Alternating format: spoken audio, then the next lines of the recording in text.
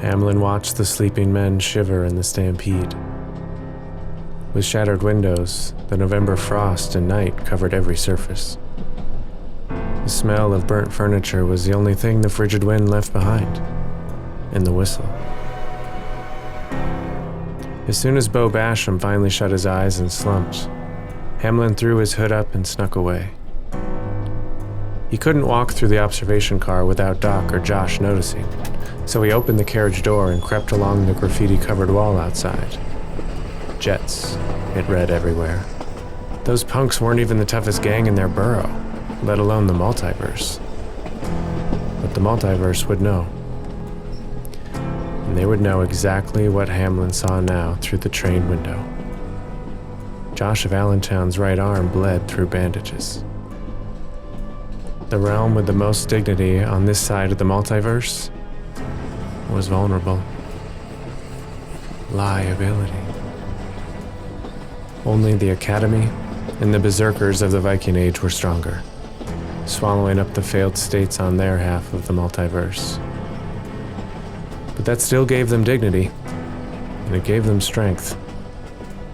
It gave them confidence. If history taught Hamlin anything, confidence and strength were the parents of invasion. And what could they do about it? Hamlin looked again at Josh, sweating in pain.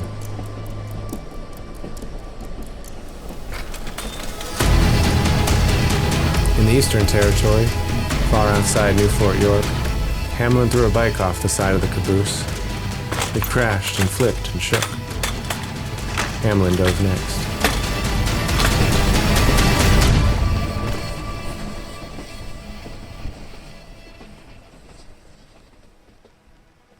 The 2 moons of home chilled the frontier into cool colors. The winter temperatures finished the job. Cold. And quiet. As plentiful as they were, the stars were silent, the school bell frozen stiff. The only movement was the shudder of the 2 flags on New Fort York, the Buffalo Nation banner shaking in the wind.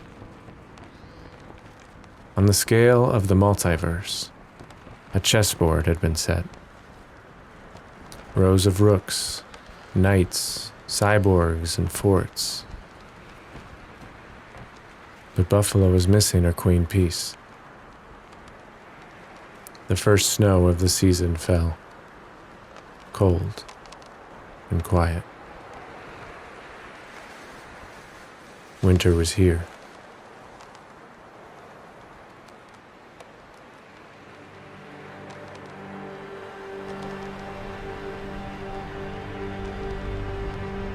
Three snowflakes landed on Hamlin, far east, before the mysterious door opened. No one was there. He stepped inside the empty sanitarium. Ornate, high ceilings, tropical palms, and fountains. The indoor garden and mosaic floor depicted a lost tribe. "Everyone feeling well in town?"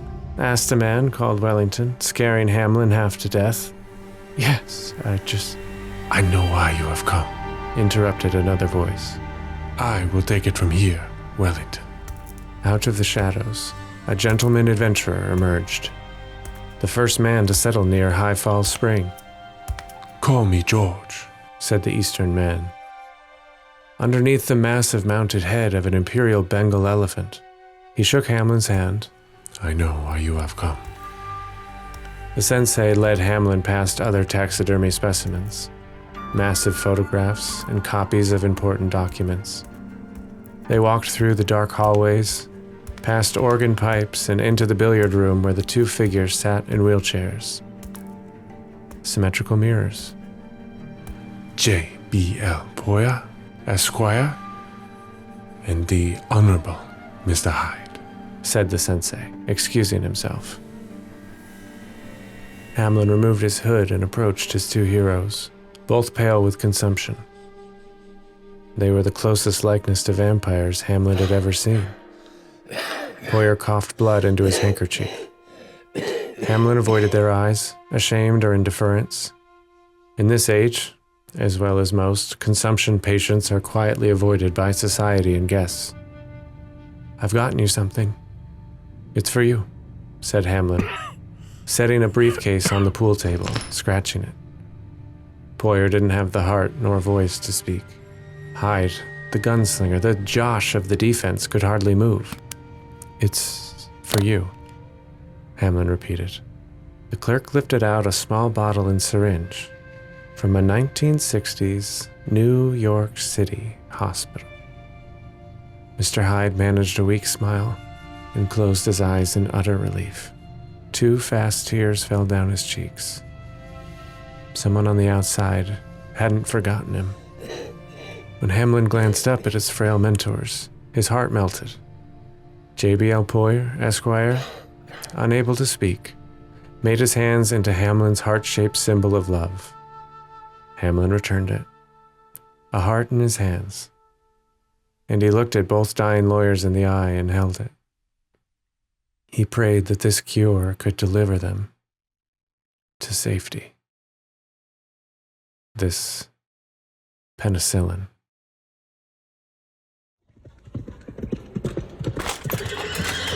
Leave it! Brittany shouted as she pulled Hamlin off his penny farthing and onto her horse. Hold on. In a desperate panic, she pushed Stallion into another fast gallop. 2 up. What is it? Aquascuba!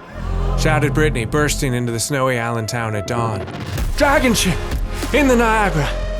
Josh body-checked Doc's front door open with his good shoulder, touching the bad. He was half-dressed and barefoot in the snow, but grit burned on his face. The key piece stepped onto the board. Is that Josh? Is he gonna fight? Asked the Mafiafolk. Ride with me. Bills, all of us. Josh of Allentown shouted. Bills Mafia. Ride out with me.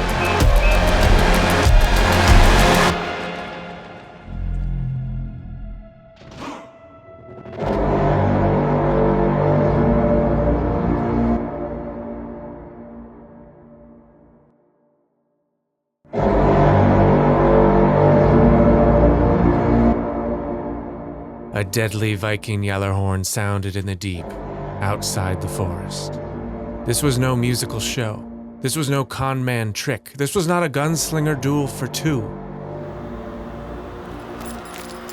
The entire battery of blue and red specialists jogged forward through the snow. How many at the front? Shouted Lieutenant General McDermott from his thoroughbred, galloping fast across the line. 25 defensive. Shouted Brigadier Frazier, riding through the pines above his battlefront. 4-0, Boom Boom, Doc, Hawkeye, and more. Rooks, pawns, guards. His platoon was first in the Multiverse in theft, protected territory, and lives saved. McDermott galloped on. How many on attack maneuvers? 25 and 3, sir. Shouted Brigadier Dorsey, watching his squads from telescope and horseback. Hollywood Diggs, Utah, Dawkins, Knox, Slim, and Motor, and Bass. Knights, bishops, spies, and Josh of Allentown. A platoon of his own. The captain had gained more territory by himself than the entirety of 26 other militaries. Queen, brawler, gunslinger. McDermott charged forward again. Through his buffalo soldiers, through his generals, through the tunnel of redwoods and blue spruce into the tundra of a wide-open escarpment of the Grand Gorge. And a roar louder than the Niagara deafened his ears.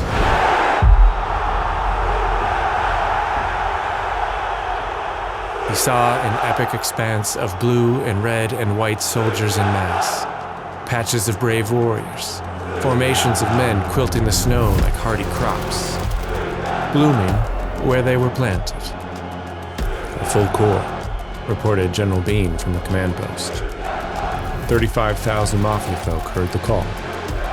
The fields were on the move, pressing in. A chessboard of tens of thousands of pieces sliding over the frontier toward the smoke. Then double it, sir, said a voice bouncing on horseback. McDermott kicked his own thoroughbred around to see Brittany on Stallion, removing her Zuba's headscarf to shake out the ice. Another 35,000. Mounted. She gave a sharp look to her signaler, who raised a bugle to her lips. The crisp stings of the bugle's first call rang across the Niagara Canyon. 7 incredible brigades of women galloped out of the pines. 7 nations of the Haudenosaunee army. Another full corps of painted horses and braided feathers, jumping over logs and careening into restless formation. The Bills' Mafia. Their might shook the earth. McDermott nodded to the farm boy at the front of 70,000 stronghearts. More than you can see or hear, but every voice you felt. Josh of Allentown locked the firearm onto a broken shoulder. It hurt, but it would have to hurt. Because over the rise screamed a purple horde of 67,000 Vikings.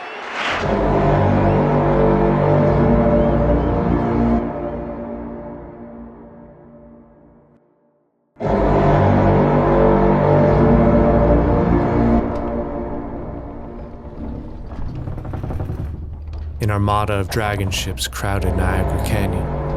Purple sails and smoke bore warriors of muscle, fur, and long braids. Mater and Konu berserkers leapt from their ancient ships with axes and fury. Their rows and rows of raiders formed angry battle lines. The mighty, purple people eaters. Victors of 6 straight invasions.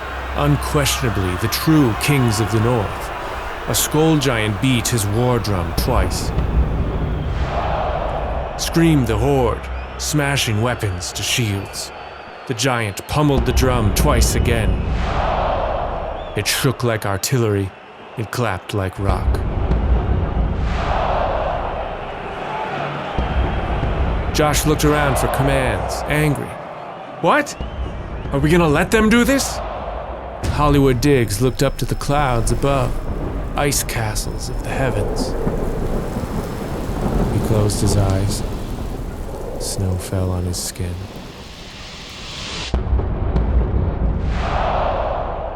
Who is their Viking, Vic? Asked 4-0, making a shield out of granite. Brigadier Fraser scowled from his horse at the line, unflinching to the war chant. He knew the Vikings well. Him. Prince. Spear thrower. King. The defensive front followed Fraser's gaze to the lanky blonde with jewels and a clean face. The king's cousin. Panialo Epinesa, Rawhide Oliver, and Yukon Lawson. 4-0 and Basham. All took note.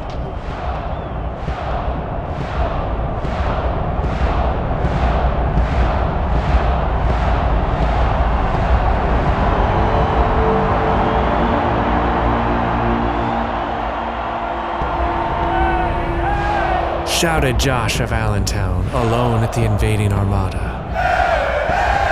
Boomed the Bills' defending battalions.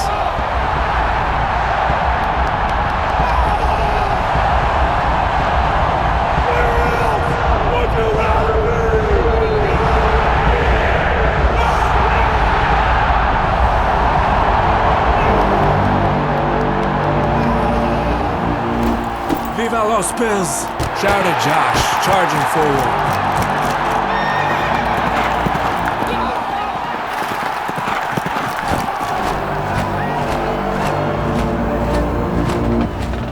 Snare drummers of the Stampede snapped commands as they charged.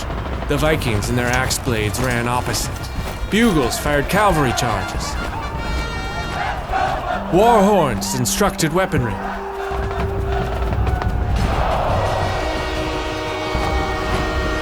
Train whistle.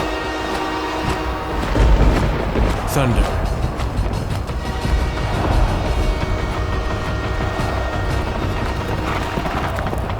An avalanche raced to the Stampede.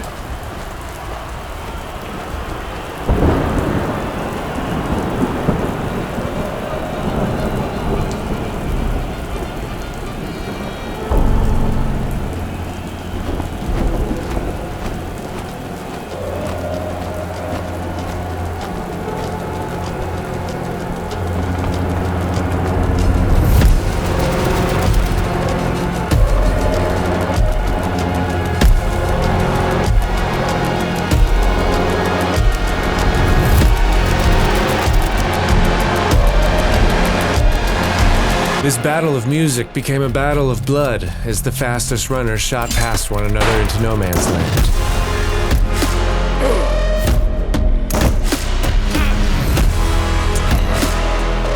On the snowy ledges of Grand Gorge, Mackenzie Slim flew first, and Viking dodged it. Hollywood Diggs avoided his counterpart too, a deadly Viking, Jarl Justin, son of Geoffrey. The first tomahawks hit shields, the first axes into bayonets. Knights into pawns. Or knights over pawns.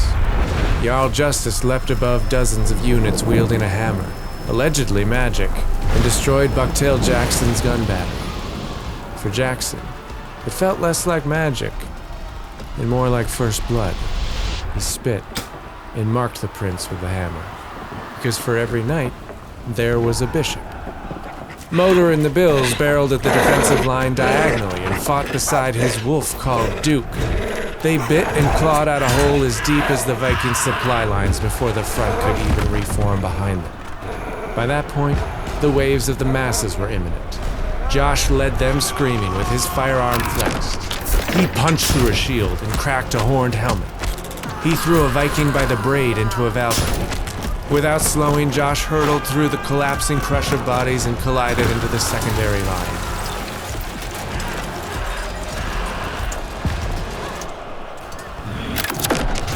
He twisted to his back and drove 3, then 4 Vikings in his direction.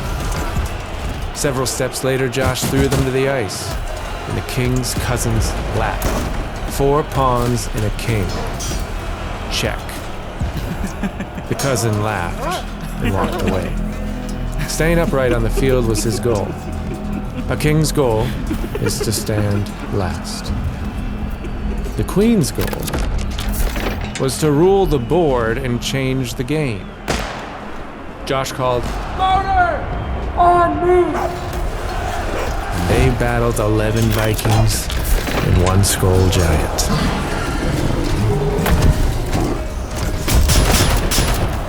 Moments later, the troll's war drum was free-falling off the cliff and through the hull of a dragon ship below. Let's go, Buffalo! Shouted again to the Mafiafolk, following the cavalry braves to the new front, already a mile back.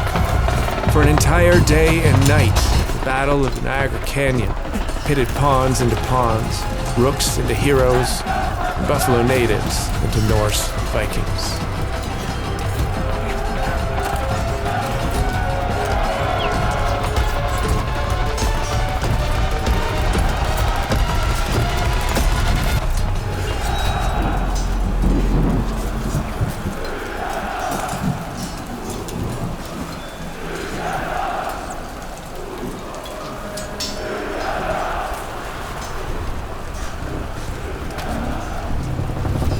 Hello, brother. Go Bills. Cookie and Cocky. Children of the same parents, but in different realms, met in the narrow tributary of Niagara Canyon. Flaming projectiles and big iron cannonballs catapulted overhead, lighting them with streaking shadows. The Bills' Mafia had taken the southern rim tonight, and forced the desperate Vikings to the far side or inside of the gorge. Zvikari. That is what Mother calls you. Said Cocky. Betrayer. Weapons were low but held tight on the river's edge. My place is here. I have a chance for more, brother. The chefs are my mentors. The Mafia is family. And this realm has the best ingredients to harvest, replied the runaway little brother. What's wrong with the fish? Asked Cocky. Fish and dignity. Fresh wings and wheat and wild berries and beef. Cheerios, iced cream, and Lucky Charms. Cocky, you would love feasting in this age. Feasting until the table is smashed. Look. You forsake the Norse gods for luck? It is not our purpose to eat now, but to serve the gods of war. In Valhalla, heroes feast with Odin for all eternity. Above them, a cannonball intercepted a flaming projectile. Fire crashed around them. Cocky didn't even flinch as debris peppered him like hail. Our age is witnessed by the gods, bro dear.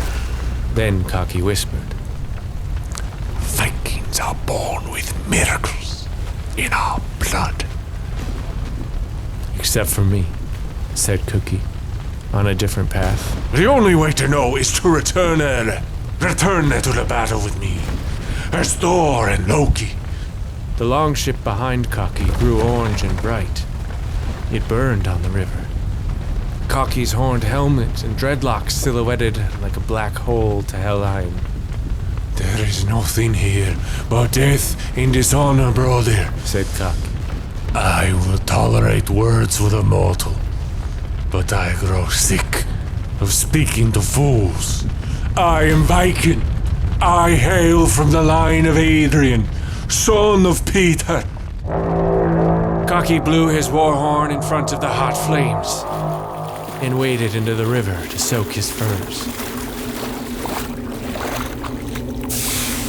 Before the steam could burn off, Cocky climbed the sinking ship, chopped free a plank, and hammered nails through his boots to the board. Cookie watched his brother rip free the sail licked by flames and summon a miracle.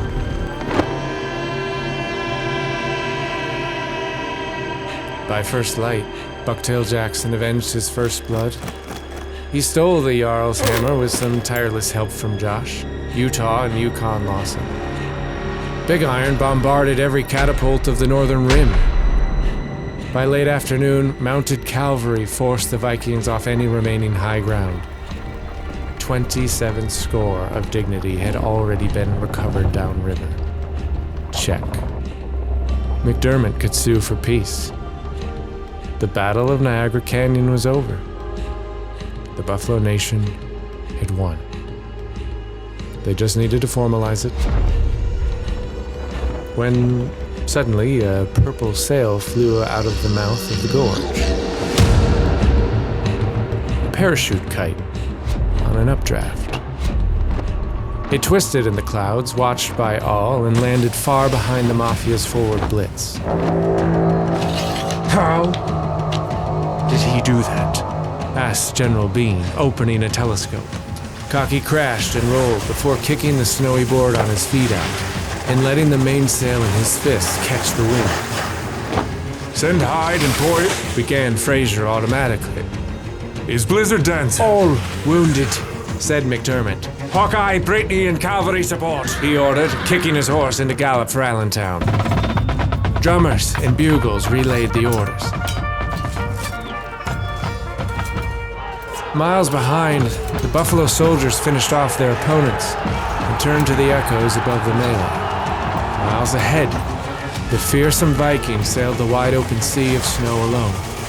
Nothing was between him and the walls of New Fort York. He could go all the way, said Dorsey. Unequivocally, said Fraser, tracking with a scowl. Cocky sail could propel a 35-meter longship through the doldrums, so it could rocket a 2-meter kite ski. Then we take it back, said Dorsey. Send Diggs, he commanded. His drummer hammered out code.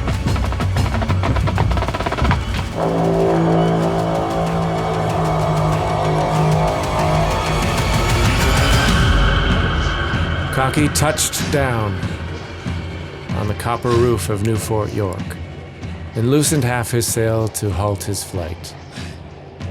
It was sundown, but through the snow, even Knox and Josh and Khalil the Kid could see the billowing purple cloth, nearly the height of an entire tower. Whoa.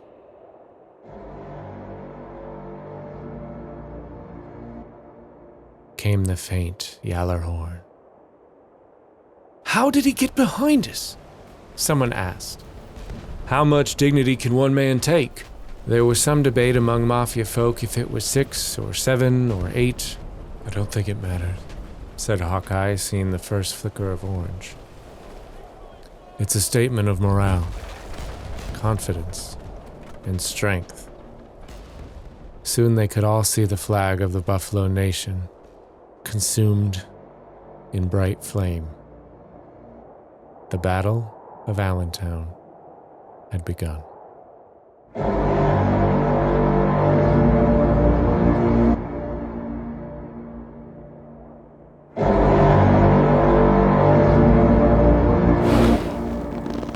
Josh climbed onto a horse with no rider and galloped for home, furious, arm burning. He loaded the firearm anyway when he got to the center battery. Tiny Bear Morse was just planting the chains of the harpoon stabilizers. Just like the LA job? Said Morse with a wink. Josh could actually reference past adventures with the giant now, past successes, when a harpoon hit and zipped a space diving super spy.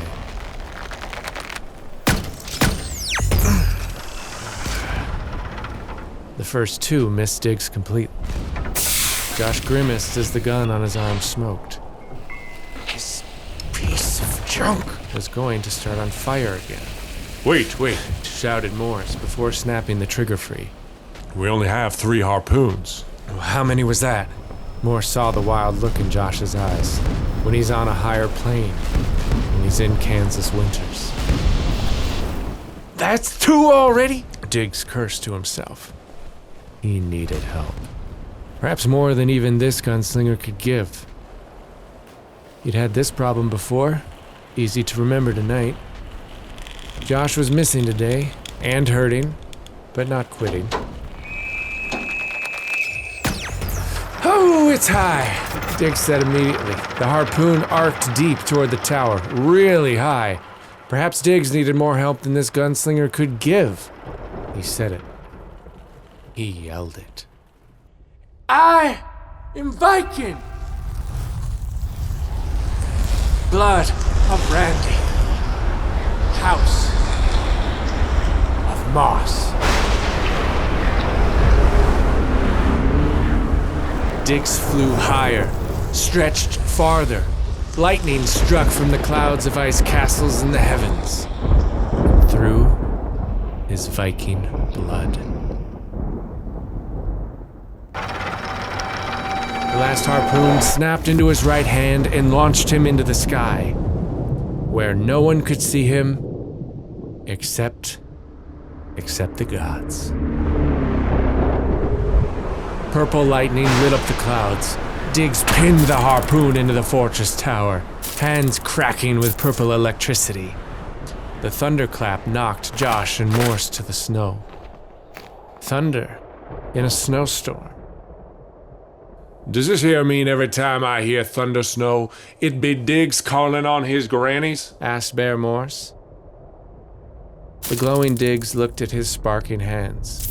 The shock of his ancestors' power, miraculous power, under his command.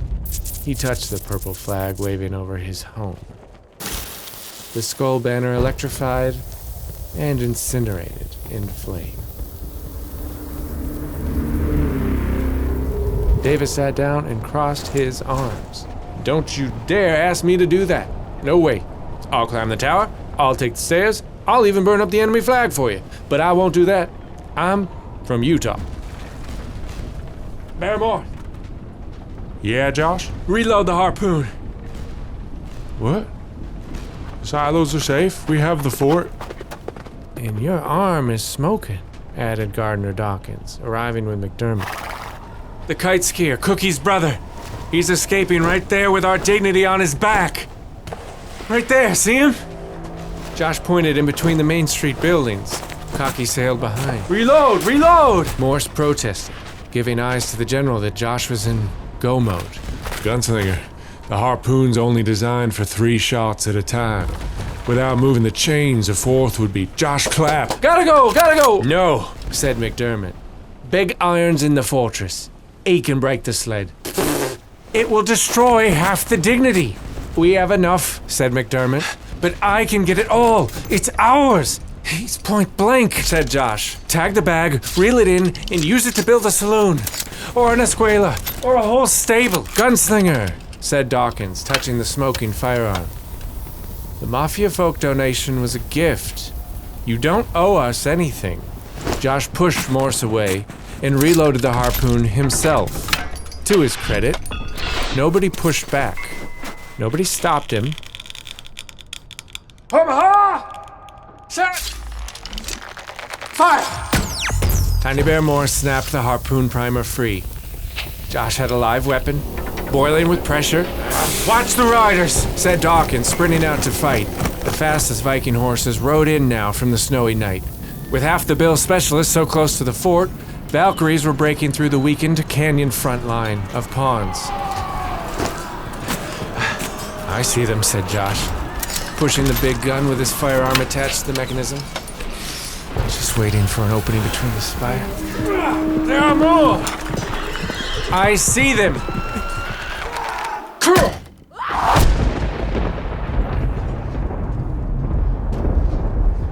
A Valkyrie hero, known later as Peter's daughter, caught this fourth harpoon from the air between the spire and the gold bank.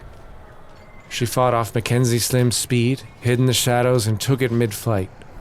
Freya, Peter's daughter, speared the harpoon not into Cookie's stolen dignity, but his sled. She'd attached it to steal more. Seconds later, the rope struck taut and ripped the harpoon gun from the chains, dragging Morse across the tundra. Sail could pull a 35-meter ship, and it could pull a 7-pound harpoon gun and shake off a tumbling giant. Fell Morse. No! Shot Diggs. Damn it! Shouted McDermott, a man who keeps his cool.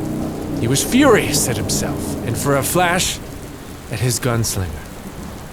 Not a shred of dignity for all of that. For Diggs's miracle, for Utah and Morse and Bass's press.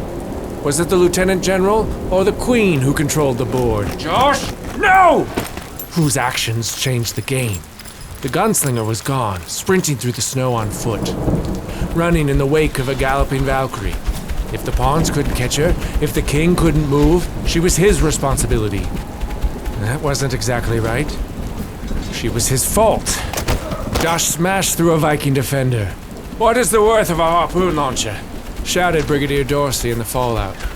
7 score, growled McDermott. No harpoon, sir. Only 6 dignity. Offered Tiny Bear Morse. 6 then. McDermott wasn't enraged. He wasn't even angry. He was scared now. And that was worse. Josh was enraged. That gunslinger of the fairy tales ran down a galloping horse, but he was no folk hero tonight. In the battle of Norse gods, he was just Icarus, a liability, a spaz who couldn't get away from the fire of the sun. He punched at the bucking back hooves and drove them all into the snow. Ice ground into his face. Reality ground into his face. Skidding on ice, slipping away. His hubris for all, instead of some, lost him more. All of the ground gained in Niagara Canyon was held now by almost all Mafia folk in a defensive press. Defensive pawns who had no idea. Cocky and the Valkyries and the harpoons now approached them from behind. A 2-front battle line. What had he done? With the next strike deciding the war, all of their hope now rested in a defensive line of pawns, younglings, and 4-0. In chess, at the end, the king walks tall over empty battlefields. The Viking king's cousin mounted a last stand, for that was the goal of a king, to stand last. A spear picked off a pawn, a hammer another, one tile at a time. In any direction, the king could move. But only one. A rook with African armor barreled through called Bo Basham.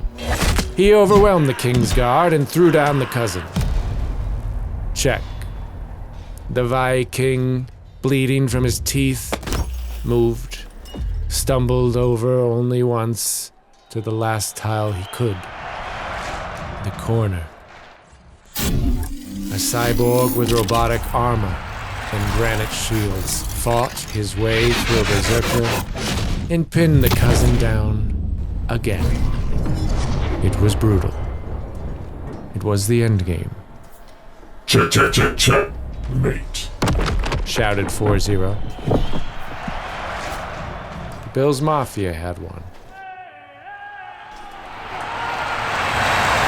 18 miles from the nearest dragon ship, chained to the strongest defenders of the strongest defense in the multiverse. The king's cousin bled out. There were no moves. Bo Basham confiscated his final weapons. Mercy, mercy. Give me 2 minutes and Quiet. I have information. Secrets. What can I tell you? Silence. Raged Bo, bashing the cliffs on both sides of the prisoner's head. Rocks fell. The bleeding man slowly looked up. Perhaps a warning to save your lives. 4-0 stopped and turned his head. Gears and gyros spun. Snow fell. A mechanical arm pinned the royal's hands and another held his neck as the cyborg bent close. The king's cousin whispered a message for long seconds. Bo Basham watched for clues on 4-0's face, on 4-0's glowing holographic display. It kept going, and the Viking watched Basham now, as he kept whispering, chilling, taunting, desperate. 4-0 stood up. He claimed Dix was not only a Viking, but a son of House Mars. And they were forced to banish him. That is not all I said. Diggs, a Viking miracle maker? Asked Bo, thinking and adding together timelines and cryptic messages brought by ravens. He is a super spy and ardent friend. Why would a realm, his own home, banish him? The cousin just laughed, like Diggs had once done, and laughed, and laughed, and laughed some more. Why? Bo bashed the wall again, fully jealous. The cousin of the king snatched the confiscated hammer from Bo. It was small, far more portable than deadly, and clearly harmless against the defenders, the chains, or the canyon walls. Not the realm, Bo. The king's cousin pointed the chains and the hammer at himself with a cruel smile. I banished the Minneapolis miracle of House Moss. For this. The king stood upright and threw the hammer as high as he could toward Valhalla.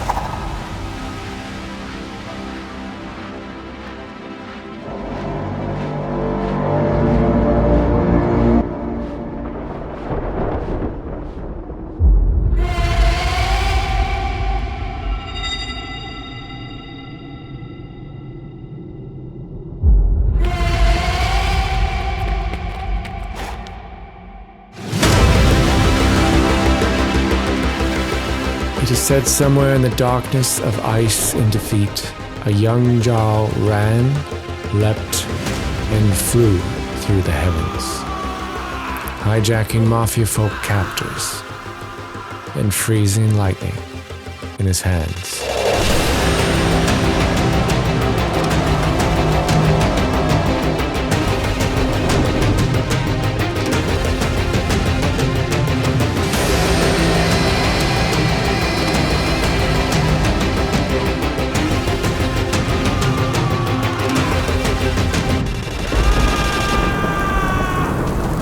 Jarl Justice, son of Geoffrey, screamed a war cry in the winter fury.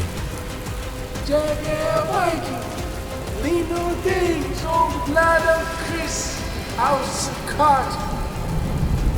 There Chris, the Norse god of dignity, lifted the ascent of the mortals, and held fast the hammer like thunder to the arms of justice. The Jarl commanded lightning, tasted Valhalla, and drove the hammer down. The Multiverse miracle assailed the Mafia armies, and lit by electricity, carved a new warfront.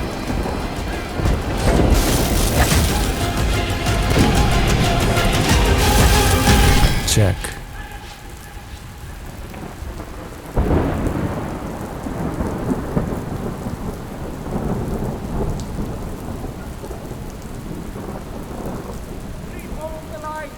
Reform the line! Commanded McDermott, galloping toward the scattered bills and Mafiafolk being routed. Valkyries fought in every direction. The gate of New Fort York was forced open. Stampede drummers and bugles sang. The Jarl, with glowing eyes, ran free.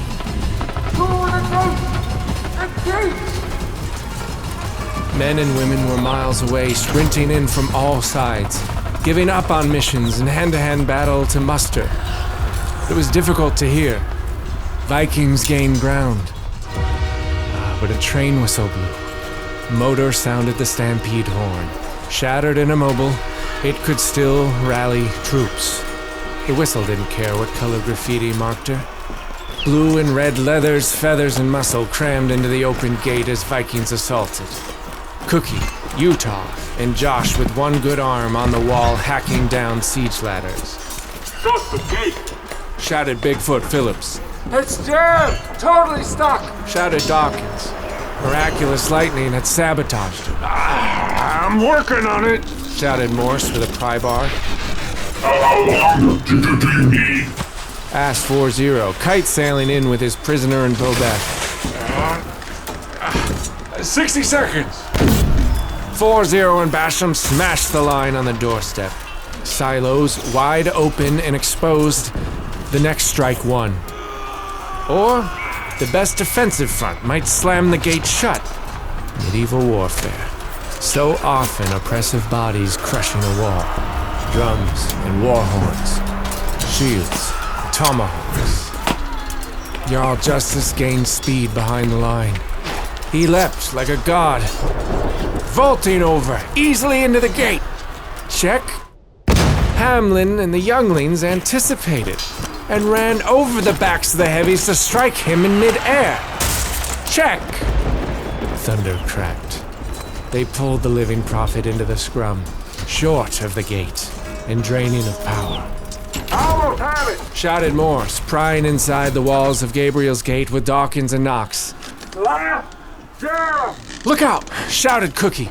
From the distance, Cocky gripped the tattered mainsail and surfed with velocity at the open gate and more dignity than the invaders could spend. Yukon Lawson and Jones hacked under 4-0 and Bow through the Viking axes.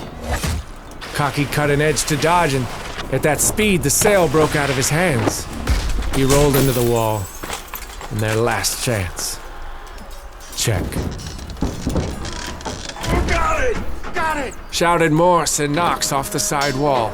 Dawkins and the biggest guards pulled at the heavy gate. Closing.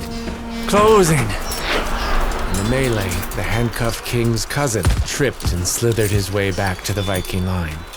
Still standing, and allowed to move one tile. The cousin picked up the battering ram called Skull. Skull, he said, and banged handcuffs to his chainmail twice. Skull, shouted the Vikings, smashing their horned helmets. Skull! Josh of Allentown cried louder, dropping to the puddles at the gate.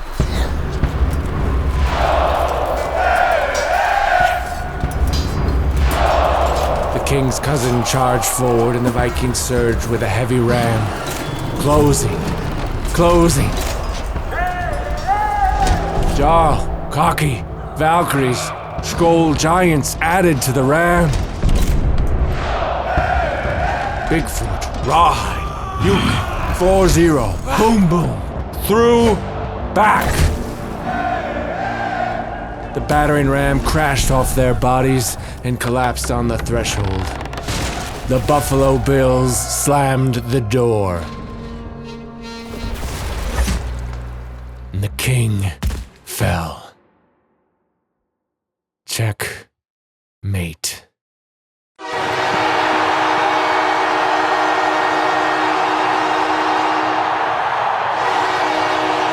The train whistle screamed and didn't stop, and kept screaming. Mafiafolk everywhere, warriors, cavalry, wounded, wandering, all heard the call of victory, grasped out of the jaws of defeat.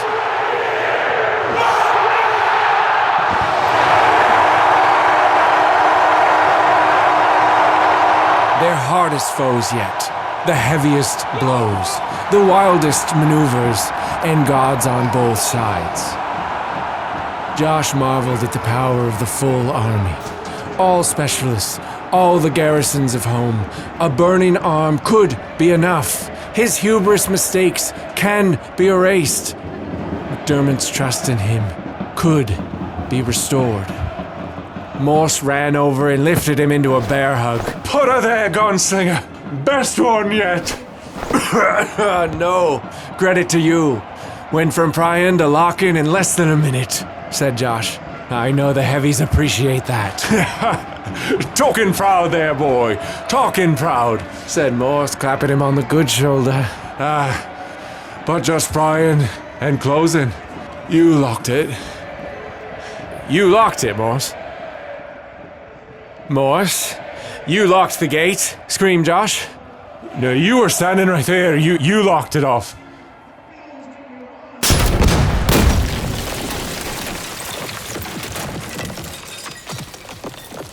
The unlocked gate collapsed open in front of them. Splinters exploded from the flaming mouth of Skull. Hordes of Vikings plundered the silos, gardens, and spices of New Fort York. Checkmate.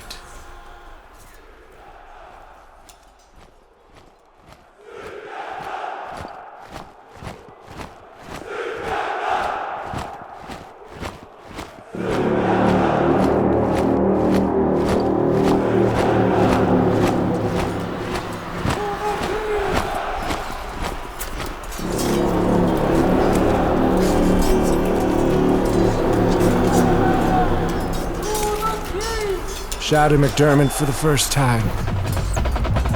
The remaining drummer tapped the retreat over the noise of rage. McDermott collided with Josh. Lieutenant General, I'm sorry. I'm so sorry, I don't know. Next fight, gunslinger. Can you shoot? McDermott shouted right in Josh's ear. A silo of dignity exploded behind them. Water and charity flooding into mud. Yes, but the firearm is dead. Josh showed his commander an arm of raw burns from the blacksmith's gun that the jets had imploded. Take mine, shouted McDermott, and handed his academy sidearm. No matter what, get Big Iron to the keep. Even if it takes 4 harpoons. Josh understood. Never quit. What about you? McDermott drew his ceremonial saber and squared up against 2 berserkers. On me. Josh grabbed the gunner from a fistfight. Utah! Slim! The Miami job. We lost that! The 4 battled backward and upward. Not this time. You want me to fire on our own fortress? Bass asked in the keep. Brigadier Dorsey was waiting with refugees and orders from McDermott. Yes. Slim and Utah looked at each other in shock. Our only chance to save the silos is to seal them inside. They can't take what they can't get out, said Josh through a tight jaw. How had it come to this? It was an easy shot. Big Iron pointed the old Fort York cannon down from the keep at the redwood walls, a stone's throw in front of it. Fire in the hole.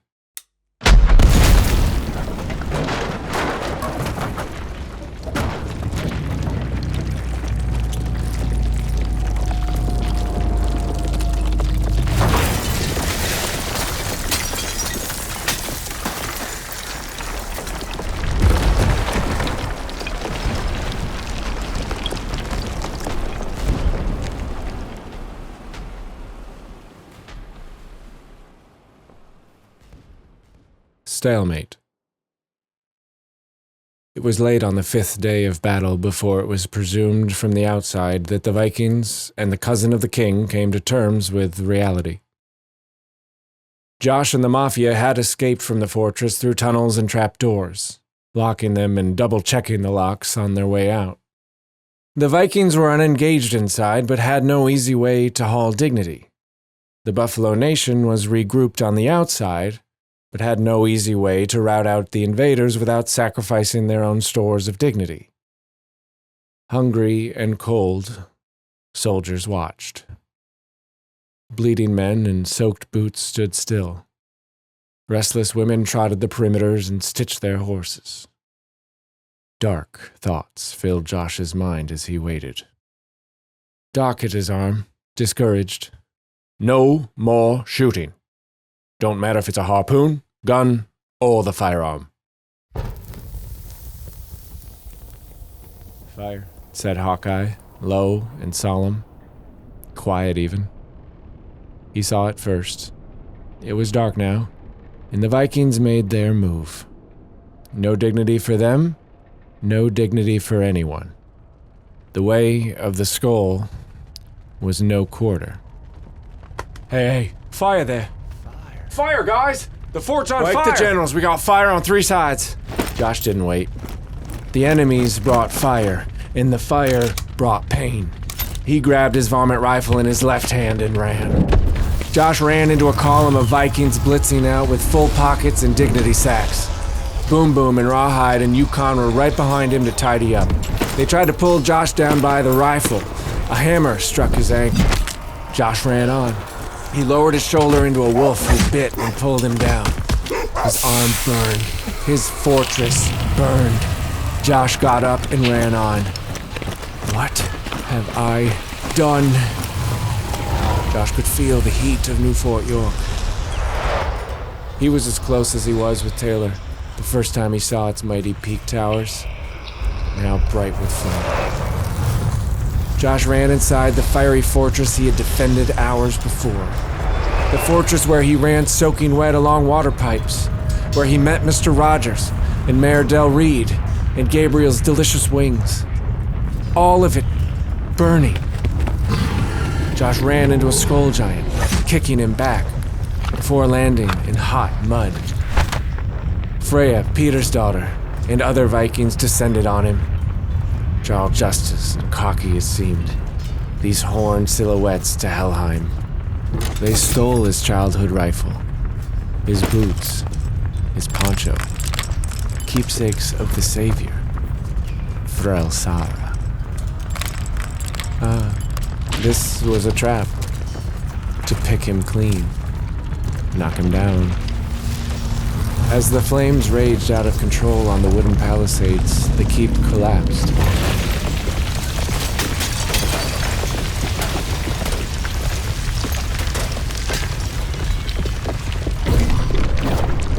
The cousin of the Viking stepped out, returning the prisoner chains.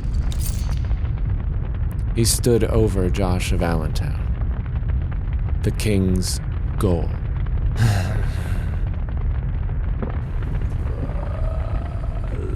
Lucky till Meldews. And he walked out of the inferno, one tile at a time, any direction he liked. Checkmate.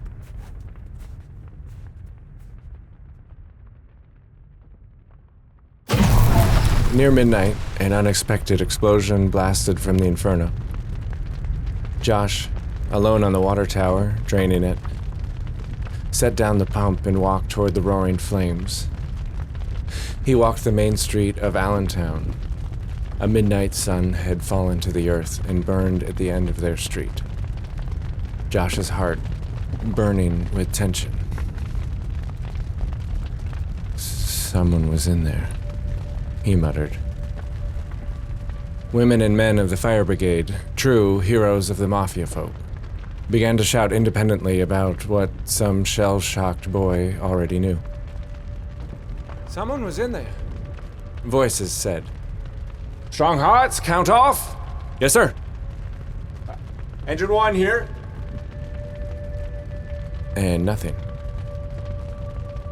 Where's Jay? Fast quiet followed. Josh threw his hands to his head. Count off! Voices boomed. Engine 1. Not even the inferno made a sound.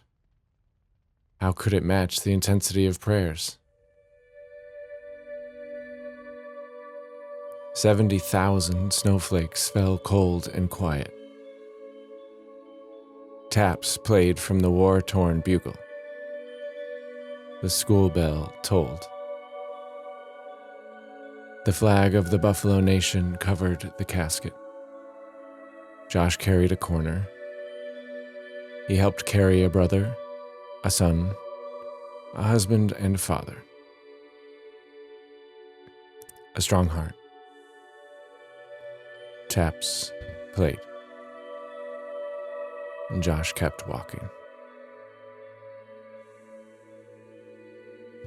In silent shock, Josh buried himself somewhere in the west. Snow fell. He pulled pine boughs over his body, his wounded arm, his exhaustion, his guilt, his misery. He cried. Alone.